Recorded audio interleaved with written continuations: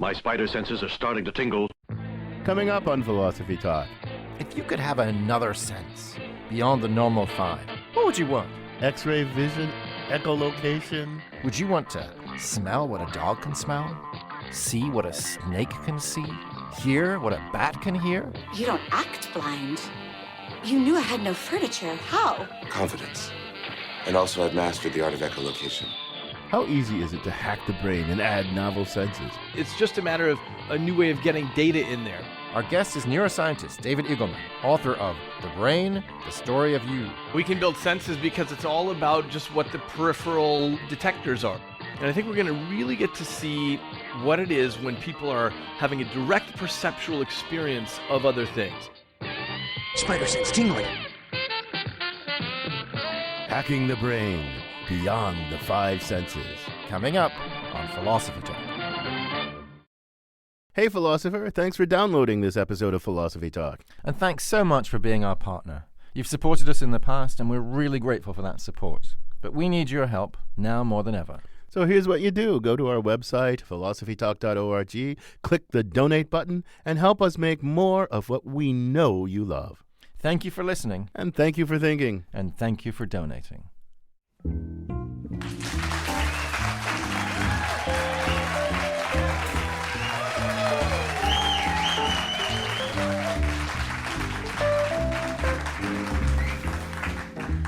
Holding hands at midnight, 'neath a starry sky.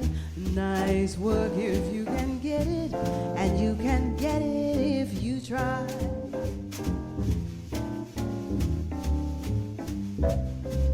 Are humans limited to the senses we're born with? Or is it possible to hack the brain and create new senses? Even if we could, would we want more senses than we already have? This is Philosophy Talk, the program that questions everything. Except your intelligence. I'm Josh Landy. And I'm Ken Taylor. We're coming to you from the Marsh Theater in San Francisco. Continuing conversations that begin at Philosopher's Corner on the Stanford University campus, where Ken teaches philosophy and I direct the Philosophy and Literature Initiative. Welcome, everyone, to Philosophy Talk.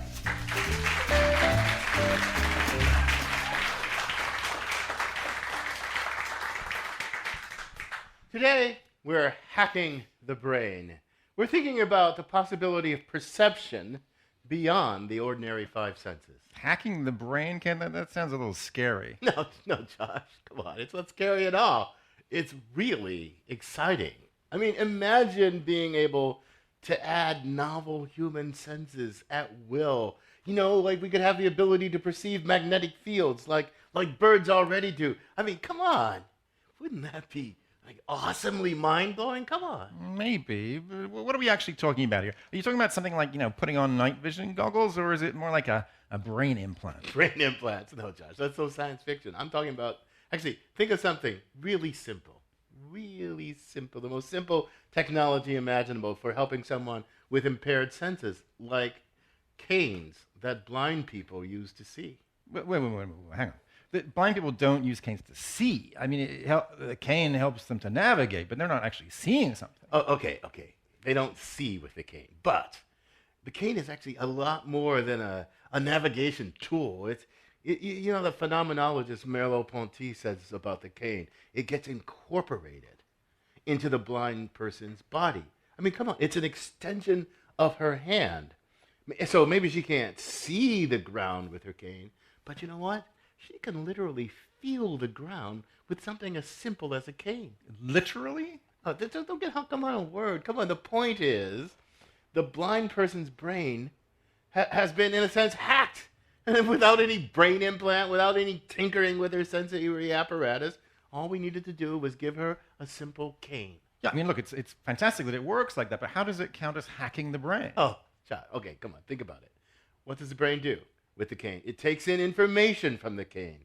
And then what does it do with that information? It integrates it seamlessly into our experience, so seamlessly that the cane now starts to feel like a part of the body, like a part of the perceptual system.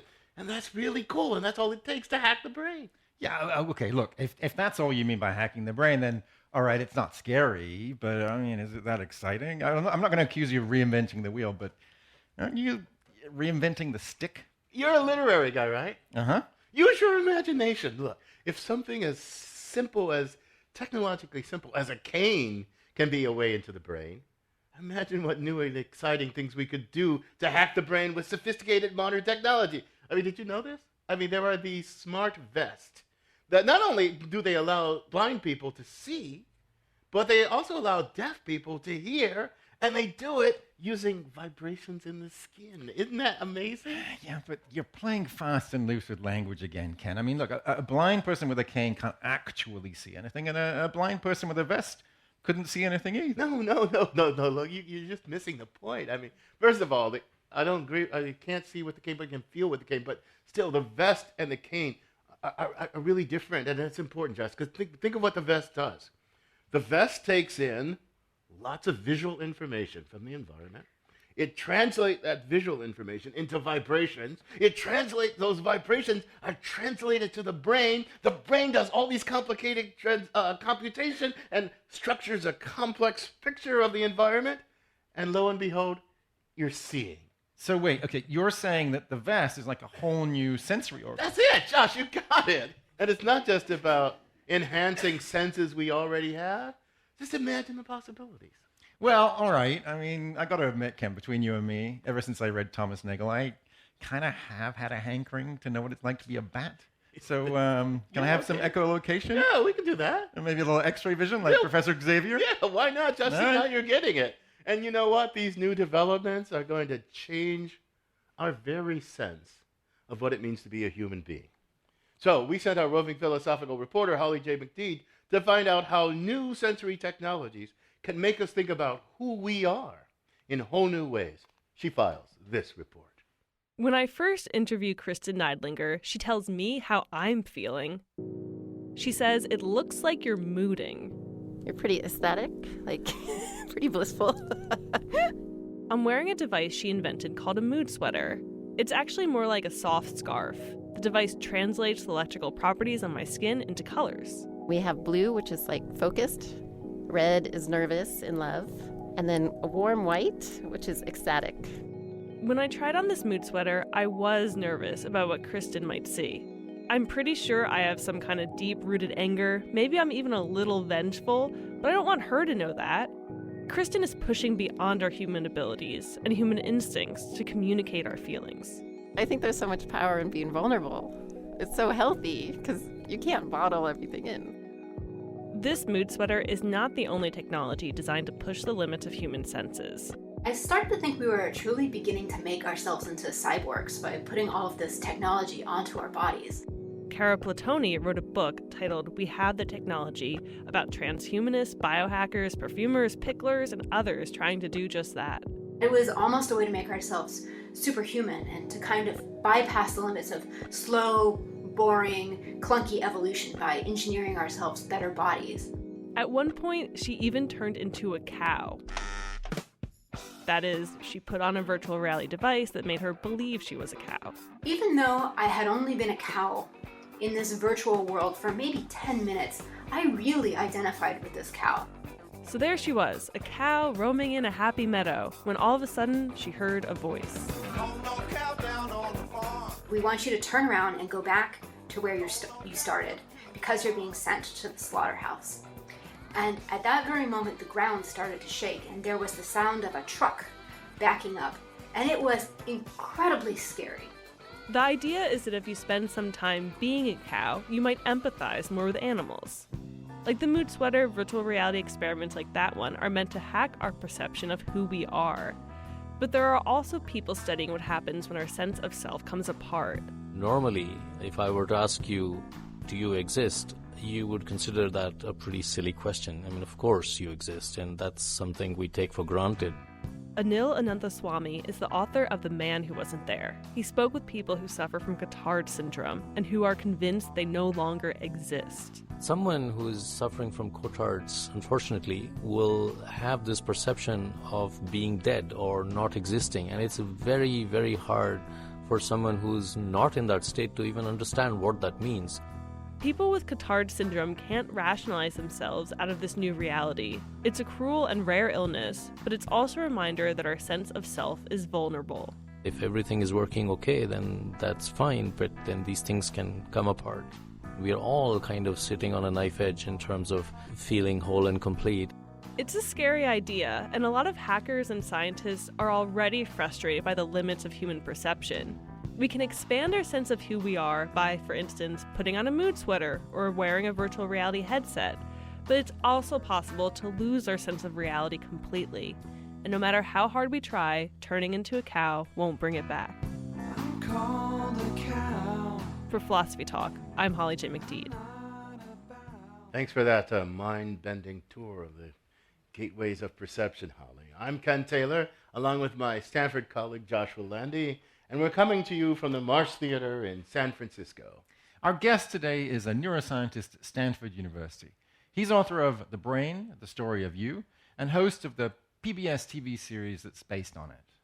Please welcome to the Philosophy Talk stage, David Eagleman. Hey, welcome, David. Great to see you. So, David, as a neuroscientist, there's many aspects of the brain you could be studying. You used to think a lot about freedom and justice and the law in neuroscience. So what in particular got you interested in sense and sense perception of the neuroscience era? I've just always been fascinated by the fact that your brain is locked in silence and darkness inside your skull, and yet it's constructing all of this. Everybody here, the sounds, all that stuff, and yet when you look inside the brain, it's all just electrical spikes. That's all we see there. So I got really interested in trying to understand how we create senses from that material. And what did you think about what we were arguing about earlier, Ken and me? You know, he was being all naive and gung-ho about, you know, how great it's going to be. We're going to create these new ways of perceiving the world. And I was trying to be sensible and skeptical and suggest, well, is that really a new sense? What do you think as an actual neuroscientist? Oh, yeah. We can build senses because it's all about just what the peripheral detectors are. So you pick up photons with your eyes, you pick up air compression waves with your ears, molecules with your nose, and you have these qualia, this internal experience going on there. And so I think it's absolutely the case that we can build new peripheral detectors and plug them in. So wait a minute. That means I wasn't being gung-ho and naive, right? Let's just get this straight, right? Quite right. All right, okay, Josh is wrong. But let's talk about the qualia, because I think that's really interesting. I love the ignoring my earlier skepticism. I love the idea of all these new devices. What I'm curious about is, will the qualia be different? And there's something it's like to smell something, and that's different from what it's like to taste something or what it's like to see something. Yeah. So will there be a different kind of experience? Especially because all I've read about this so far is mostly what we do is exploit new pathways for old information. It's not like we give ourselves the vibrations, the brain senses vibrate, so it's not like something new, but it takes light and turns it into vibration. So why believe that they're going to be new qualia? Well, I think qualia is just an informational issue, which is to say the reason smell feels so different than sound and touch and vision, you would never confuse us. You would never smell something and think, oh, I just saw something great there. And so I think it has to do with the structure of the data coming in. And if you feed data in with a different kind of structure, the data is different, then you're going to have a different qualia. Wait a minute, slow down. So if I take some light, translate it into vibrations on the skin. Okay, so the light's not going through my optic nerve and all that. It's going through this vest. That's your vest, right? Yeah. Yeah. And then the making vibrations is going to the brain. Are you telling me that the light caused vibrations and the vibrations from the rumbling sound that impacts my body, are they going to be received differently from my brain? I mean, does the brain know what got the vibrations there? Does it care what got them there? It does know because it figures it out. So your brain's just trying to sense informational sources from the world, something that's useful. So whether that's, sounds or sights or whatever, it figures it out. In the case of translating sight or sound, I have a suspicion that the qualia will be the same as if you saw it or heard it. Where it gets interesting is when we feed in completely new kinds of information streams, whether that's stock market or Twitter or whatever. Tell them about your stock market thing. tell these folks about your really quickly. Oh yeah, well it's easy. So we've built this vest with the vibratory motors, which Ken mentioned, and yeah, we can feed in, for example, stock market data. So you're feeling, 32 different stocks, and you can tell what's going on. And if you do this really right, you don't have to go to the NSF anymore. Oh, right? yeah, and be done running grants. So, so it turns out when we're feeding in something totally new like that, that's where you have the chance of developing a new qualia. And I assume we're going to talk more about that after the break. We will. This is Philosophy Talk, coming to you from the Mars Theater in San Francisco. Our guest is neuroscientist David Eagleman. Philosopher Thomas Nagel famously asked what it's like to be a bat. Are we now in a position to find out? Would you want to wear a vest that feeds echolocation data to your brain? What do you think it would be like to perceive the world in that way? Perception, sensation, and new information, along with questions from our sensational live audience when Philosophy Talk continues.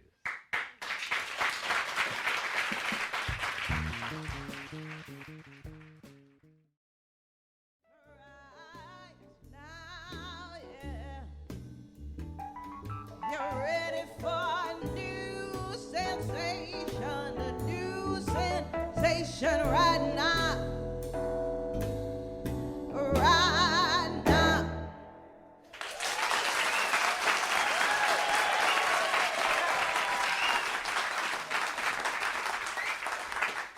Thanks to our musical guests, the Tiffany Austin Quartet.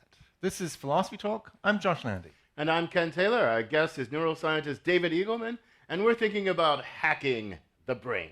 Would you want to augment your natural-born senses with newfangled, technologically produced senses? What senses would you choose? Join the discussion by stepping up to the microphone in front of the stage. So, David, okay, you've actually, I take it, have experienced some of this novel perceiving of the world yourself through some of the technology that you and your team have created. So there's a lot of philosophical and technical questions I have for you, but can you start by telling us what it's like to have these new sensory experiences?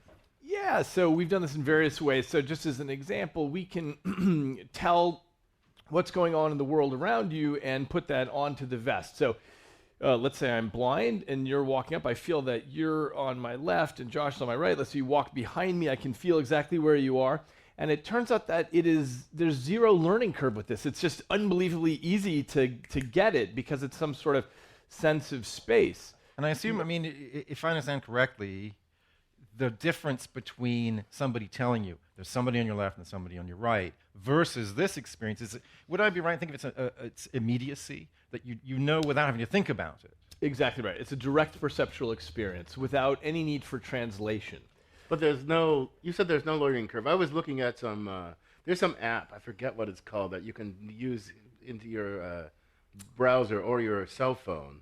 And it's for blind people. By the voice. Yeah, right, exactly. And I played with that last night, and they showed this video of, I think, a blind person picking out objects on the basis of being acclimated. I couldn't make any sense of what was going on, but for that thing, they seem to suggest, I read some of the literature, that there is a kind of like training thing that you have to do, like a neural net or something. Yeah, exactly. You have to train up on that because that's taking vision and turning it to sound. And you can't just plug that directly in and have the brain understand. So people have to learn by interacting with the world and figuring out what's out there. Exactly. What's different about the sense of space is that's sort of a fundamental sense that we have coming into the world. And so it's very easy to do that. And we've done various things with that. Is that because all of our sensory modality, except maybe smell, except I guess for dogs though, but for humans, most of our sensory modality have a kind of spatial mapping. Exactly. So space is what we call metamodal, meaning it lives on top of vision and hearing and so on. Yeah, exactly. So one of the things I did with this, actually, I'm a scientific advisor for the show Westworld, and so I. Oh, really? Yeah, oh my God. Yeah, yeah. Isn't there a moment when people are wearing vests in? Yeah, that's my vest. Yeah, exactly. So I want your job. Okay. All right, we'll talk afterwards. So, so we had, for those of you who know the show, the robots go bad and private military contractors drop in to take care of this. Yeah. Spoiler alert. And they're wearing the vest, and in this case, the vest is telling them where the androids are, so they can feel in the dark and when they're on the other side of a wall and so on where they are. So let me ask you a question about space. You said it's and the perception of space. You said it's multimodal. Because here's one of the things I wonder about. It may seem like a naive question, but I wonder, because you talk about new senses, and I think, well, what exactly is a sense? How do I read something by a philosopher friend of mine that says, we're wrong to count 5 senses. Lots of people say that because they mean proprioception, but he means more than that. He means like, there's like 20 senses. I say, well, what makes a sense, right? So I don't know if is there a like formal answer? Because then I want to know what's the difference between repurposing an old sense for a new purpose and giving us a new sense, right? I mean, so there's two separate questions there. So one is, what do we count as a sense? Essentially, any information source from the world. So whether that's proprioception or vibration or temperature or whatever, anything that you can get info from and act on it, that we can count as a sense. So is vibration versus like pressure, is that a different sense? Or? Different, yeah, exactly right. And in fact, in your skin, it's this incredible computational material. You've got a whole zoo of receptors in there for stretch, itch, pain, temperature, all kinds of things. So that's how you can sort of straightforwardly define a sense. But your question then is about, can you repurpose a sense? Right. Can you feed a different kind of information in? I certainly think so, because, for example, with our vest, you got 32 different motors on the torso, and what you're picking up, let's say for deaf people learning a language, is the pattern of it across your whole torso, and that's something you've never had before, and that emerges as a different kind of qualia. I see. Okay, so, I mean, I totally buy that, and obviously I understand it. There are cases of people with an impairment in one sense gaining greater skills in another sense, but don't we bump up at a certain point against limits in processing capacity? I mean, isn't it a zero-sum game? Could you really add a sense without taking away real estate from another sense? Great question. The brain is extraordinarily good at sharing real estate in ways that we don't totally understand how it's so good at it, but we know that it is. So you can plug in all kinds of new things, and the brain will just figure out how to share the territory. Now, does this mean we can create a sixth sense? Certainly. Seventh? Yes. Eighth? Maybe. So I don't know what the limit is. We won't ask me again in 5 years, and I'll be able to have a better answer about what the limits are. Tell me if this is true. I think I read. So people who are blind. So the visual cortex, right? People who are blind. The visual cortex doesn't just lay there inactive. It starts helping process other bits of information. Gets recruited. Right. So it gets recruited. How the brain does that, this is a really interesting question. If I were a young man starting over, I would either be a biologist or a neuroscientist or something, and then do philosophy. But how is that right? That's totally different right. Parts of the brain get recruited? Totally right. The brain doesn't let anything lie fallow, so it takes over. In fact, what we now know is that it's unbelievably rapid. So if I take you into the lab and blindfold you, within 90 minutes, we can see activity in your visual cortex from touch, from sound, from other things like that. Starts taking over rapidly. Yeah. You're listening to Philosophy Talk. We're talking about hacking the brain and creating senses beyond the common five in front of a live audience at the Mars Theater in San Francisco. And we've got some questions from that live audience. Welcome to Philosophy Talk, sir. What's your comment or question? Thank you. My name's Richard. I'm from England, but I live in San Francisco. I can see how this would help people with severe disabilities. But we're already suffering a chronic, dreadful problem in society because of our so-called smart devices. People are not recognizing facial expressions. They're not holding doors. I see people here today videoing you while they're actually watching the program, presumably so they can go bore their friends later. Wouldn't this just put the tin lid on it? Good question. What do you think, David? Well, I happen to be a real cyber optimist. I don't share your view. No, I mean, just generally, look, take what kids, we all grew up, it was being stuck with our homeroom teacher. Now, I run into 12-year-olds all the time who say stuff really smart. I say, how do you know that? They said, I saw it on a TED Talk. They have access to the entirety of humankind's knowledge at their fingertips all the time.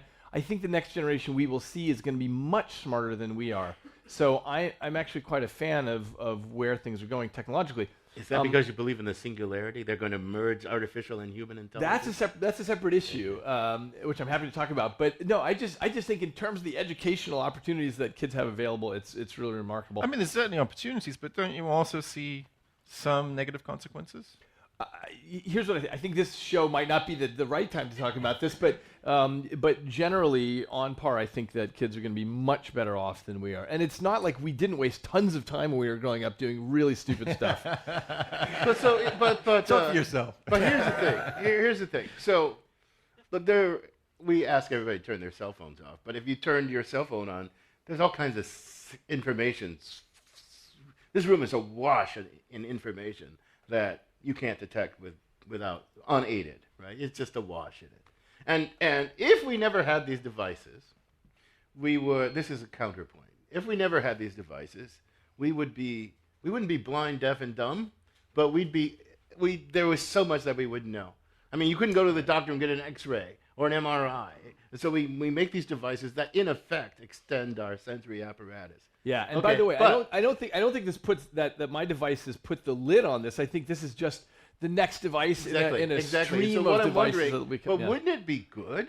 What would be wrong? If evolution was given time, it would probably design us to pick up more of the information in the world, because how is less information better than more information? Quite right. I totally agree. And I think we've got the room to store it and build this in, and this is what we're good at. And so this is what the coming decade is going to show us, I think. So as you know, I've spun off a company called Neosensory that's building these devices.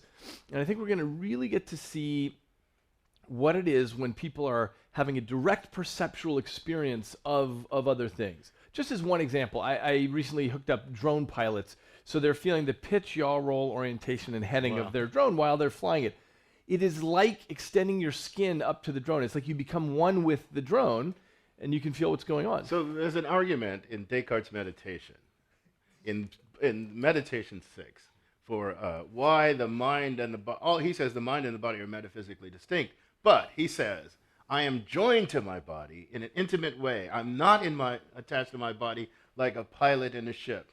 And what he means by that is a pilot in a ship just reads the dials and doesn't have any kind of direct awareness of the body.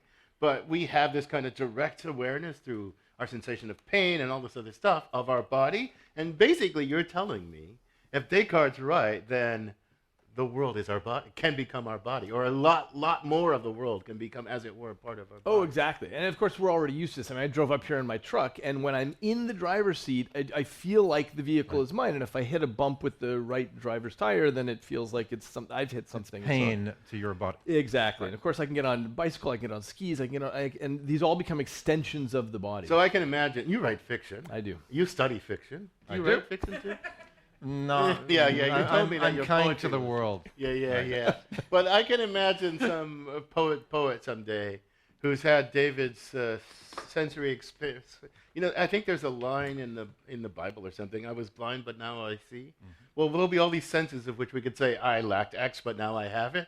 And there'll be all this poetry that comes forth. Okay, but here's the interesting part. So, so imagine a new color. Take a moment to imagine a new color. Okay, it's totally impossible, right? You just can't do it. Yeah. Okay, imagine a new qualia. Imagine what it would be like, not just if you had sense and smell and hearing and touch, but something else. And it turns out you can't do it. And so what I think is going to happen is, when I wear the vest and take in drone data, and you get Twitter data, and you get stock market data, and so on, we won't be able to communicate with each other what it actually feels like. Oh my goodness. And we can try, and we can pretend to understand, but we won't understand. In the same way, if you try to explain vision to a blind person, right, she can't get it. She can pretend she does, but she can't. But that sounds like the kind of downside we were talking about earlier, right? We had a great question about, aren't there going to possibly be downside? Sounds like you're talking about increased mutual isolation. Everyone's going to have their own 6th or 7th or 20th sense. The question, and we won't be able to. It will be even harder for us to communicate. Well, we're kind of already in that. Exactly. No, that's exactly right. That's exactly right. People have very different cultures, different childhoods, different capacities. They care about different stuff. If you really love swimming and competitive swimming, and I love something else, I mean, like, our worlds are so different already. Yeah. Let's take some more questions from our live audience. Welcome to Philosophy Talk, ma'am. Thank you. My name is Esmeralda, and I'm from San Francisco. And is it not possible that the human body is an inanimate object that's merely informed by consciousness? And the second part of my question is, has any of you ever taken LSD? I'm not going to answer that on the radio. And do you have any? The second one, don't answer in the radio. I can answer because my answer is no, but but I'm fascinated in general by what we learned from that stuff from the neuroscience point of view. And my interpretation, look, I mean, a lot of people say, look, I tapped into cosmic XYZ. I think what it demonstrates is we know how it binds to receptors and what happens. It knocks the processing of the brain off by 3% in some weird direction. And what it demonstrates to me is how fragile reality is and consciousness is. All you need is just to stick some chemical in there and suddenly you're talking to silver leprechauns and whatever. And so... But to bring it back to the question of these new senses, I mean, it seems like the point in common we're talking about here is to what extent is our sense of the world impoverished currently? Right? Or to put it another way, to what extent would our sense of the world be enhanced and transformed if we were wearing the vest, if we were, all the other possible devices that might come up in the future? Do you think it would just be, well, now I know what my stocks are doing, or would it be more like a transformation of the way in which we experience everything? Yeah, really, it's transformation is the part I'm interested in. Just as one example, we see a very, very narrow spectrum of electromagnetic radiation, and we call that visible light. Right. But so I built a wristband to be able to pick up on ultraviolet and infrared light, and it's quite extraordinary. Just as the first night I was wearing it, I suddenly felt a lot of infrared. It was in the dark. I didn't know what was going on. I followed it, and it was an infrared camera with infrared LED lights, which is normally invisible. Okay, but let me ask you another question, though. On the other side of this, like, okay, I'm gung-ho. Tinker with the human everything, possibly. Tinker with human societies, gender, tinker with everything. But, evolution, which is slow and laborious and discards failures and moves on, is not dumb. That is, so evolution has said, oh yeah, this animal is going to forage at night, so it needs to be able to see in the infrared range. This animal is not going to forage, right? So, other than just like we can do it, so let's do it. I mean, what's the imperative to do that? I mean, again, we have X-rays machines, so why do I need to have X-ray vision, right?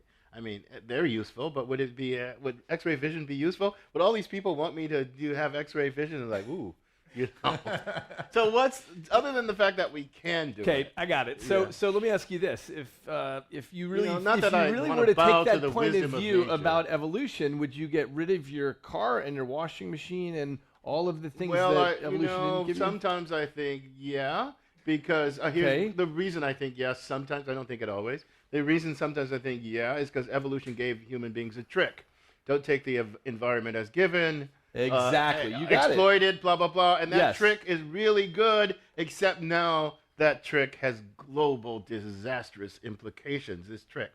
Because the Industrial Revolution, the global warming, all that stuff is a result of this trick.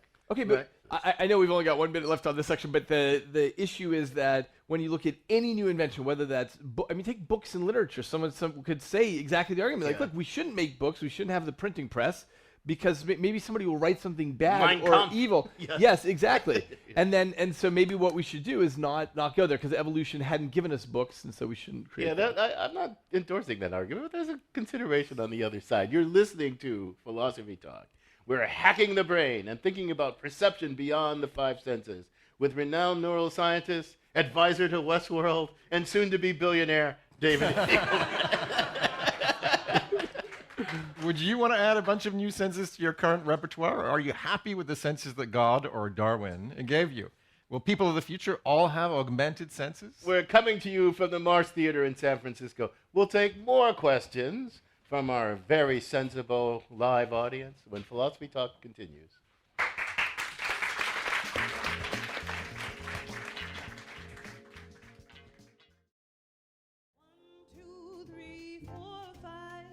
Senses working overtime,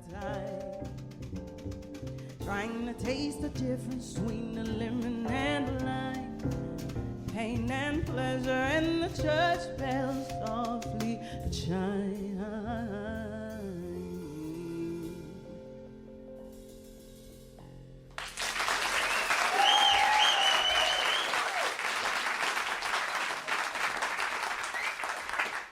Thanks again to our live musical guests, the Tiffany Austin Quartet. They are brilliant.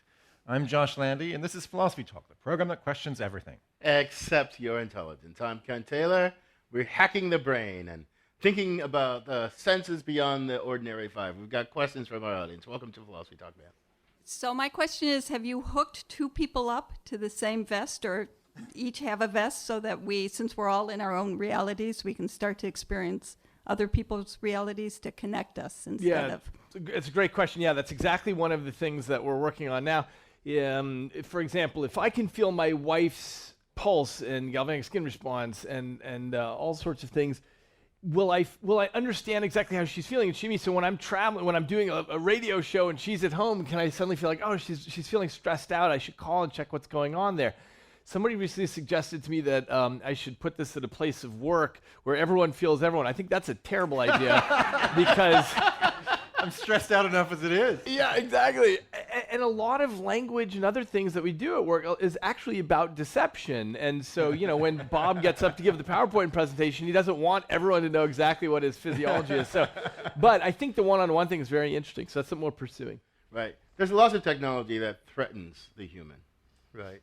But one could imagine a new kind of equality to man, not just equality of income and equality of opportunity, but equality of opportunities for sensing and feeling the world, right? That would be a new kind of equality. Right. Equality of experience. Yeah. I mean, I don't really think that's any different than the kind of books that are available to you or movies or anything like that. We all some of us have access to watching Westworld on HBO and others can't afford the $10 a month to watch HBO. Yeah. Okay, right, so I want to take this in a more Pollyanna-ish direction. Okay, because remember what Holly was saying about imagine the virtual reality experience of being a cow and how terrifying that was. Do you think there might be a time when we could deploy this kind of technology to get people to experience what homelessness is like, and that this could actually have beneficial social consequences? I don't think so for many reasons. First of all, we're just feeding in sensation, and so in a sense, it's no different than what you could do from reading a book about being homeless. So it could get you there that way. The other thing is, a better approach is something like VR, and some of our colleagues at Stanford are using VR to put people in that situation. The fact is, someone who already has a lot of empathy and cares about homelessness will go and do that VR experience, and others who don't have empathy and don't care about that won't. So it's a vicious circle. Yeah, exactly. So I don't know if it's that useful. Welcome to Philosophy Doctor. Hi, my name is Jody, and this is a question that came up when you were talking about the vest and about spatial awareness. And I come from a dance background, and I've spent many and many years growing and understanding spatial awareness through a lot of practice. And to give somebody the experience of spatial awareness versus training and really grasping that with some depth.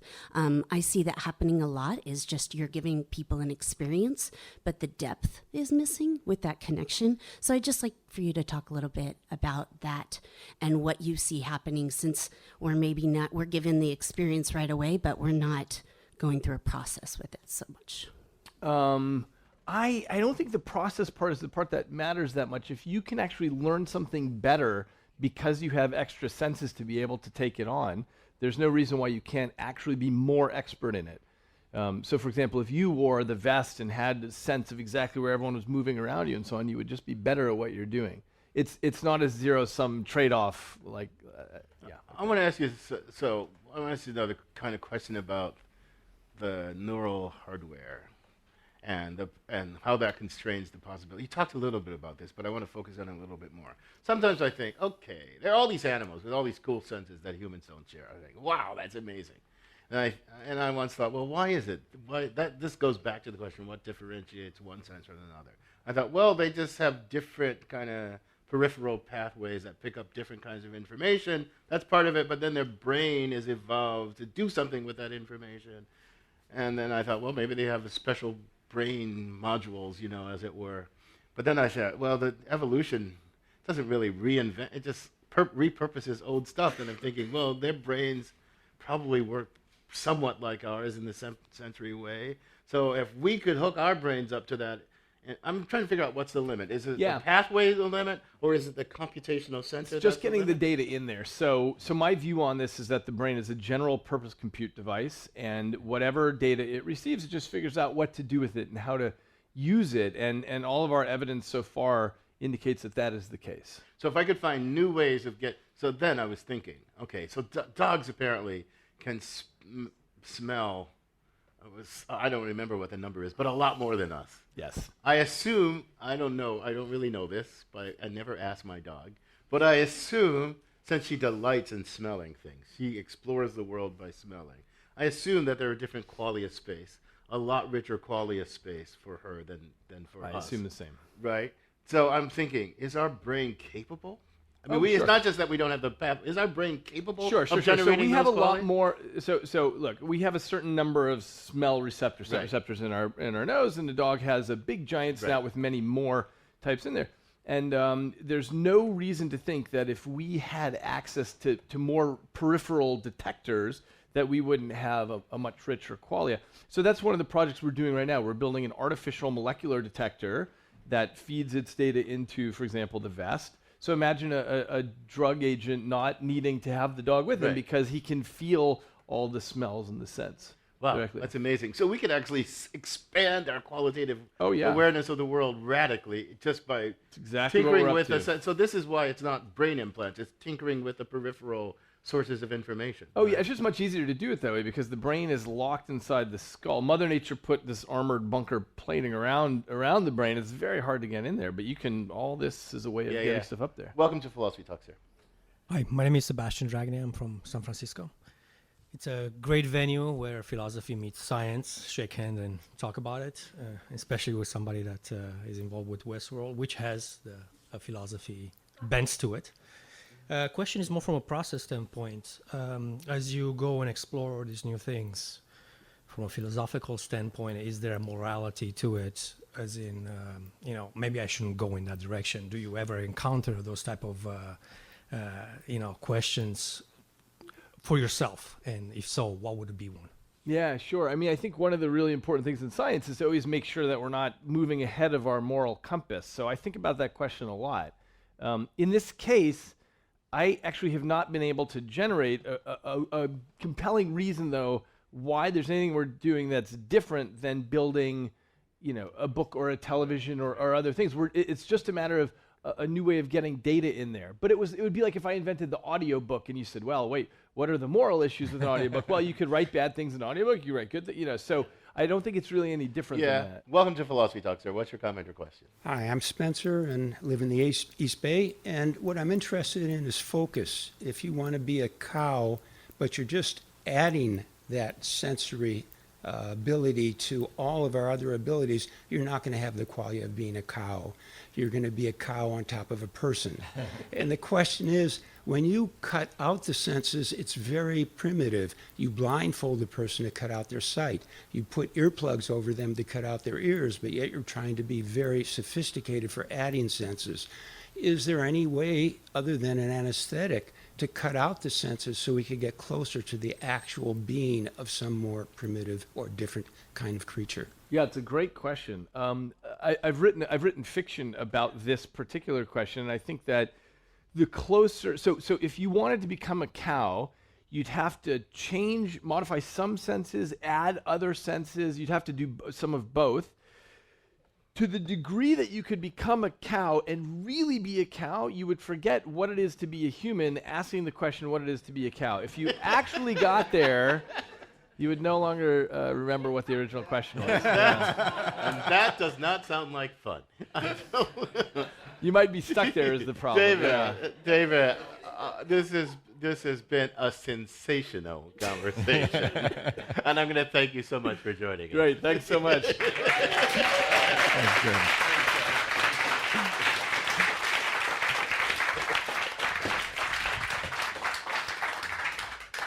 Our guest has been David Eagleman. He's a world-renowned neuroscientist from Stanford University. He's author of The Brain, The Story of You, and he's also host of the PBS TV series based on that book. So, Josh, what are you sensing now? What is your sense of the future I here? say hook me up, Ken. I want all this stuff. I want echolocation. I want to know what it's like to be a bat. I mean, look, we should be cautious. We shouldn't end up in a two-tier society or even more of a two-tier society. Yeah. We should be careful. But I think there are incredible prospects for changing our world. I can't wait to read the new poetry or smell the new poetry or whatever it is that we're going to be doing. Yeah. No, I agree with you. I don't see any downside. I mean, the human being has been trying to enhance. We have been trying to enhance our ways of gathering information about the world since we were around. I mean, we have telescopes and microscopes and television and radio. All that is like new sensation. I mean, it's new. We use tools to do it, right? But the fact that we could just add some tools to our body, and that our wonderful, highly plastic brain could go crazy and say, "Oh, I know how to do that. Why didn't you clue me in on that earlier? Why did you?" It's just amazing. So I kind of agree with that. I was trying to press him to see what the downsides might be, but I don't see any. Yeah, me neither. Yeah. Hook me up. This conversation continues at Philosopher's Corner, at our online community of thinkers, where our motto is cogito ergo blogo. I think, therefore I blog. We're sorry, Descartes. You can become a partner in that community by visiting our website, philosophytalk.org. And if you have a question that wasn't addressed in today's show, either here or if you're listening on the radio, we'd love to hear from you. Email it to us at comments@philosophytalk.org, and we may feature it on our blog. Now let's hear from someone who always talks past all five senses. It's Ian Scholes, the 60-second philosopher. Ian Scholes, as hopes for new technology get vaster by the minute, we turn some attention to the theoretical possibility of creating a new sense, or senses like precognition, telepathy, telekinesis, or are those superpowers? I don't know. I read that echolocation and magnetoception are considered new senses, though they seem like old senses in a new bag to me. This may be just more of the disruption game we have not yet grown tired of playing. Come on, there's new life yet in the senses we have. True, we overshot the mark a few times. Quadraphonic sound, for instance, we only have 2 ears, so anything more than stereo is a waste of vibrations. Some even believe, and I am one of them, that pop music sounded the best when it was played mono on a car speaker on a hot August Sunday afternoon, parked lakeside somewhere in central Minnesota in 1967. 3D is another thing. It failed when I was a kid. Put on special glasses at the movies and somebody would bap a paddle ball at your face or shoot an arrow at you and you'd go home with a slight headache. Worked great now, but it doesn't hold interest for me. I don't go to movies for realism. I'm looking for swell outfits and fight scenes. Black and white is fine with me. Silent works too. More dimensions do not always add to the experience. Sometimes a simple tickle works better than a slap in the face. By and large, movies were better when they were smaller. I like Panavision as much as the next Western fan, but remember Cinerama? Large, boring movies with the screen so wide you got whiplash. You had to watch them in special dome-like cathedrals. Now we either have just normal movies, which are getting to be pretty good again, or giant crappy 3D movies with robots from the future throwing trucks at your head. In the 50s, they also tried to overload our senses by wiring the seats or adding smell-o-vision to the mix, all to compete with television, which boxed up old movies in the privacy of our home. And now television is trying to compete with a computer, which can give us anything we crave on a screen the size of a postage stamp or as big as your living room wall. Sensual entertainment innovations focus on the eye and ear portions of our sensing apparatus. Touch is not an entertainment option unless we're having sex or playing an instrument or making a sculpture. The epitome for smell evocation is perfume. The epitome for taste is a fine meal. And now we're working on immersive artificial environments, virtual reality that you walk around in virtually with dinosaurs and sex workers and ray guns and roller coasters that you can turn off with a switch. But it's all just variations and combinations of the same old senses, it seems to me. If we do come up with a new sense, in order for it to catch on, it would have to be something simple, like sight, sound, touch, flavor, smell. So we know what it is immediately. Flarming, let's call it. We've discovered the sense of flarming. Once we know we have it, we'll flarm for a while, until the novelty wears off. I mean, after the age of 3, you don't exercise touch by poking the couch to see if your finger works. You want things that reward the senses big time. That's how we roll. So we'll come up with Flarm-O-Rama, which lets you flarm much longer, with a measurable increase in flammability. Old movies will be re-released and colorized with flarm added. Critics will be outraged. Audiences quickly bored as that novelty too wears off. Nostalgia will rear its ugly head. Remember when you could flarm the Flarmaroonie without all the bells and whistles, just good old flarming? I don't know. I still think we haven't used the full potential of the senses we have. Nothing can put you in a mood like a smell. Popcorn, newly mown grass, grandma going to church. You can even smell a thunderstorm before it hits. If you're in the back seat of a car on an August afternoon in central Minnesota listening to the radio in 1967, say. You can smell the lake, sure, but something else. Before you see it coming across the lake, you can smell it in the air like a cold new penny. A storm is coming. So start the car and get out before it hits. Once it hits, no amount of flarming will save you. I gotta go.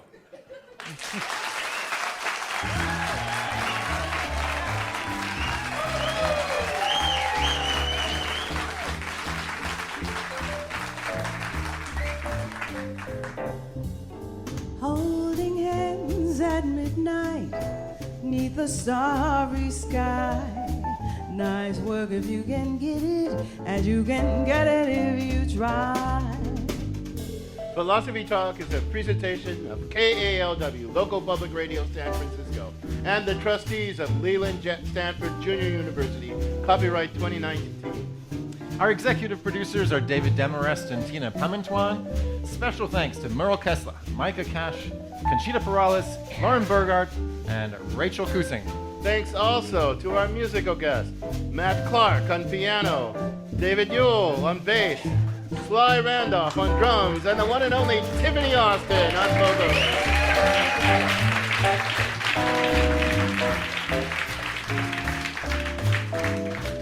The senior producer of Philosophy Talk is Devin Strolovich. Laura McGuire is our director of research. Our marketing director is Cindy Prince-Baum. Dan Brandon is the technical director. Support for Philosophy Talk comes from Stanford University and from the partners at our online community of thinkers. The views expressed or misexpressed on this program do not necessarily represent the opinions of Stanford University or our other funders. Not even when they're true or reasonable. The conversation continues on our website. The conversation continues on our website, philosophytalk.org, where you too can become a partner in our community of thinkers. I'm Josh Landy. And I'm Ken Taylor. Thank you for listening. And thank you for thinking. Loving one who loves you, and then taking that vow. Nice work if you can get it, and if you get it, won't you tell me how?